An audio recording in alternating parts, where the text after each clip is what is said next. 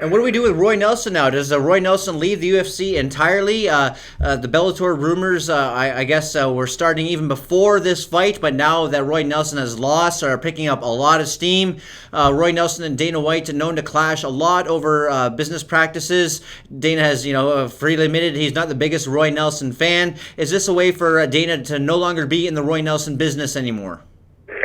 Well, actually, me and James went really to length on the partner shop this week about this same topic, so I'll kind of just do my condensed form. If you want to hear my true thoughts with a lot of swearing, you could check out the podcast. But I think he stays in the UFC. I think that Roy Nelson will stay at the UFC. I think Dana White wants him. I think that this kind of thing, the whole Roy Nelson and Bellator rumors, it's just something that I think has been kind of made up by the media.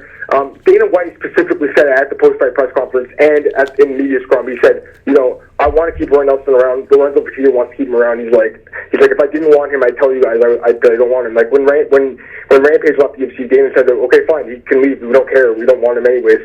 With Roy Nelson, he's saying we want to keep this guy because he's a draw. I mean, the pop he got when he walked out into the arena at TS Center was huge. Definitely one of the biggest pops of the night.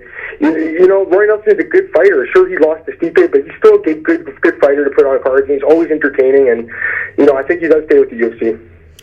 Roy Nelson, though, if he keeps putting in efforts like he did against Stipe Miocic, if I'm Dana White, I wouldn't want him around too much longer because, at what point, if Roy Nelson continues to just get beat up like this, does he become like Chuck Wepner? No, I agree. I mean, Dana's, going off and the post-fight press conferences saying that, Roy, he's not the smartest guy I know, and, he's not a very bright guy. Well, there's a reason for that. It's because the guy has absorbed the most significant amount of strikes in UFC history without ever getting knocked out. The guy takes way too many punches to the head.